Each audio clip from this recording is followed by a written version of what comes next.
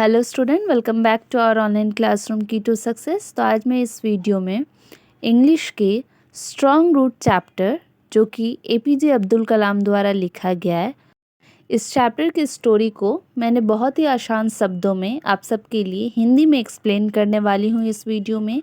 तो ये वीडियो बहुत ही इंटरेस्टिंग होने वाली है। इस वीडियो में मैंने इस चैप्टर को समझाने के लिए बहुत सारे पिक्चर्स की भी हेल्प ली है, जिससे आपको ये चैप्टर समझने में आसानी होगी। तो चलिए हम इस वीडियो को स्टार्ट करते हैं। वीडियो को एंड तक ज़रूर देखिएगा। कहानी की शुरुआत लेखक के इस कथन से होती है, मैं मद्रास के एक मध्यम वर्गीय तमिल परिवार में पैदा हुआ था।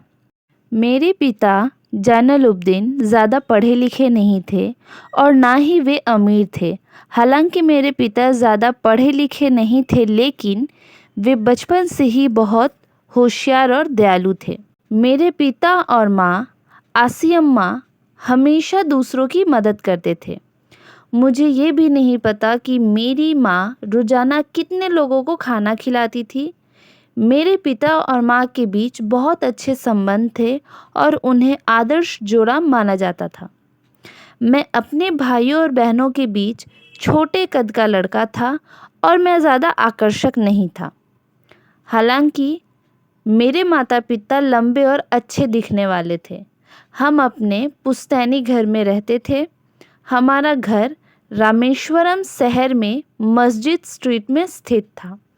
हमारा जीवन बहुत सादा था और हम विलासिता से बहुत दूर थे।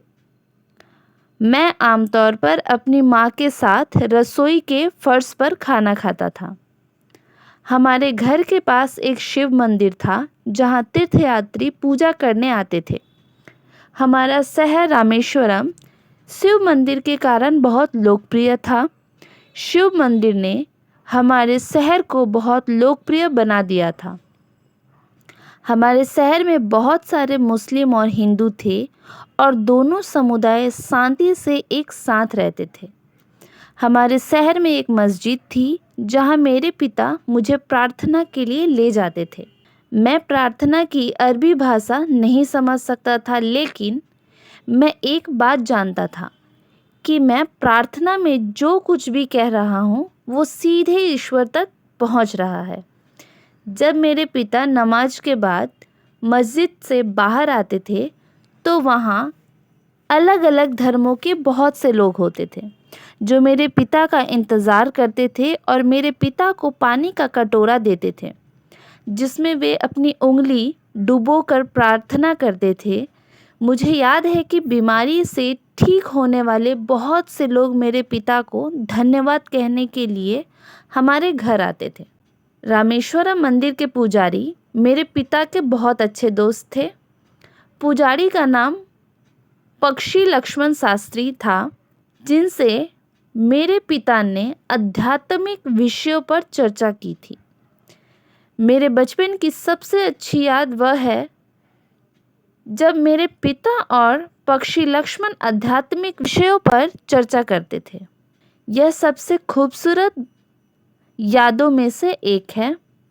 जब मैं बड़ा हुआ तो एक दिन मैंने अपने पिता से पूछा, हम प्रार्थना क्यों करते हैं? मेरे पिता ने जवाब दिया कि जब हम प्रार्थना करते हैं तो हमारा शरीर आकाश में चला जाता है। हम ऐसी जगह जाते हैं जहाँ धन, जाति, उम्र और लालच कोई मायने नहीं रखते। हम प्रार्थना में अपने निर्माता से मिलने जाते हैं। मेरे पिता जटिल विषयों को सरल शब्दों में समझाने में माहिर थे।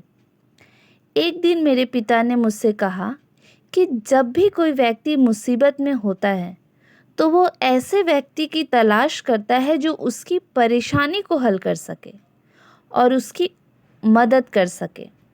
अगर कोई मुसीबत में मेरे पास आता है तो मैं उसके लिए प्रार्थना करता हूँ। अब्दुल कलाम भूत प्रेत में कभी विश्वास नहीं करते थे, क्योंकि उनका मानना था कि अगर लोग ऐसी चीज़ों पर विश्वास करेंगे तो वे अपनी समस्याओं का समाधान नहीं पा सकेंगे। मुझे याद है कि मेरे पिता सुबह 4 बजे उठकर दिन की शुरुआत करने से पहले नमाज पढ़ते थे। नमाज पढ़ने के बाद मेरे पिता नारियल के बाग में जाते थे। बाग से लौटते समय वे 12 नारियल लाते हैं। इस दिनचर्या का पालन करने के बाद वे नाश्ता करते थे। जब मेरे पिता 60 के दशक के अंत में आए तब भी वे इसी दिनचर्या का पालन करते थे। मेरे पिता ने मुझे जीवन में जो भी मौलिक सत्य सिखाया, मैंने उसे अपने विज्ञान और प्रौद्योगिकी जगत में अपनाने की कोशिश की है। मेरा मानना है कि दुनिया में एक दिव्य शक्ति है जो हमारी समस्याओं, उलझनों और निराशाओं को सुलझाने में हमारी मदद करती है और यह दिव्य शक्ति हमें सही रास्ता दिखाती है।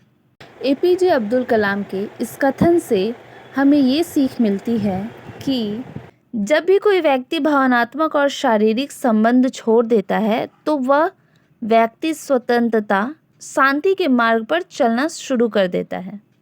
इसका मतलब है कि जब हम अपने जीवन में आध्यात्मिकता को स्वीकार करते हैं तो हमारा जीवन स्वतंत्रता, खुशी और शांति से भर जाता है। इस वीडियो में इतना ही। तो मिलते हैं नेक्स्ट वीडियो में इस चैप्टर के multiple choice question with answer के साथ। ये वीडियो अगर अच्छी लगी हो तो वीडियो को लाइक कीजिएगा, अपने दोस्तों में भी शेयर कर दीजिएगा।